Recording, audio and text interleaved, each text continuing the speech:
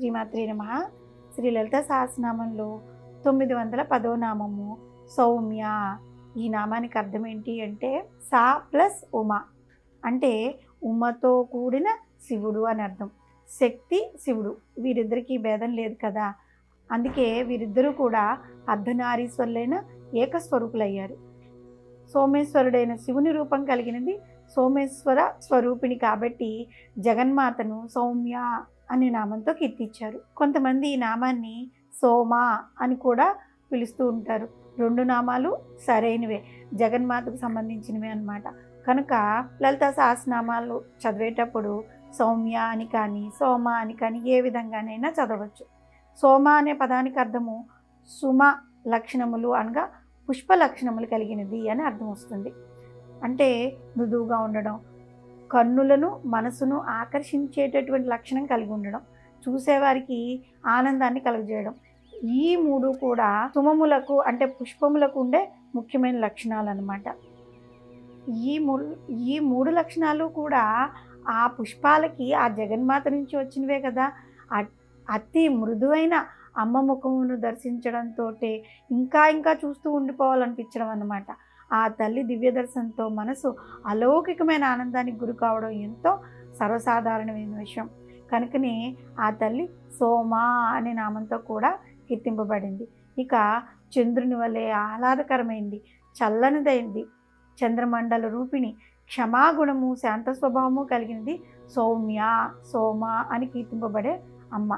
సోమ అనే నామానికి మరొక అర్థం కూడా ఉంది. యజ్ఞయాగాల్లో సోమలత రూపంలో అమ్మవారు ఉంటుంది. సోమలత అనేది ఔషధ రసం కలిగిన ఒక లత అన్నమాట. ఈ లత యొక్క సోమరసాన్ని యజ్ఞ నిర్వహణలో భాగంగా పానం చేస్తూ ఉంటారు. చంద్రుని యొక్క ముఖ్య లక్షణము ఔషధములను సృష్టించడమే కదా. సోమలత, సోమకందము, సోమపానము ఈ మూడు కూడా చంద్ర సంబంధమైన లక్షణాలు అన్నమాట. అట్టి చంద్ర లక్షణములు కలిగింది కాబట్టి కూడా పరమేశ్వరి సోమ అనే నామంతో వ్యవహరింపబడుతుంది. ఆ తల్లి సోమయాగం చేత ఆరాధింపబడుతూ ఉంటుంది.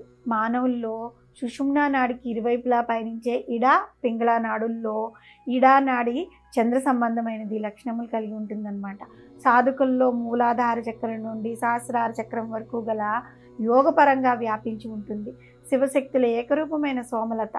ఇదే ప్రతి మానవులోనూ ఉన్న కుండలిని లతాస్వరూపము. బుధగ్రహమునకు సౌమ్య అన్న నామం ఉండడం చేత జగన్మాత బుధస్వరూపురాలు అని కూడా మనం ఇక్కడ అర్థం తీసుకోవచ్చు. సౌమ్య అన్న నామానికి ఇంకొక అర్థం ఏంటంటే వాత్సల్య పాత్రులైన శిష్యులు లేదంటే సాధకులు. అటువంటి శ్రీ విద్యా నిష్ఠాగరిష్ఠులైన శిష్య సంతతి కలిగిన పరమేశ్వరి సౌమ్య అనే నామంతో వ్యవహరింపబడుతోంది. ఈ విధంగా చంద్రమండల రూపిణి, చంద్ర సంబంధమైనది, యజ్ఞ నిర్వహణలో పానం చేయబడే సోమరసం కలిగిన సోమలతా స్వరూపమైనది, జీవుల్లో కుండలిని రూపమైన సోమలతా రూపంలో ఉన్నది. అత్యంత మృదువైన ఆకర్షణీయమైన తన భక్తులకు అలౌకికమైన ఆనందాన్ని ప్రసాదించగల జగన్మాతను వసన్యాది వాగ్దేవతలు సౌమ్య అని కీర్తించారు. ఈ నామంతో సౌమ్య, సోమ అని కానీ అమ్మవారిని మనం పూజిస్తూ ఉన్నట్లయితే ఈ నామంలో చెప్పుకున్నట్లుగా అమ్మవారు సోమేశ్వరుడైన శివుని రూపం కలిగినది, సోమేశ్వర స్వరూపిణి, చంద్రమండల రూపిణి, యజ్ఞముల్లో పానం చేయబడే సోమరసం కలిగిన సోమలతా రూపమైనది, అంతేకాకుండా మృదువైనది, సౌమ్య రూపిణి కదా. మనకి సౌమ్యత్వాన్ని, మృదుతత్వాన్ని మనకి ప్రసాదిస్తుంది అమ్మవారు. శ్రీమాత్రే నమః.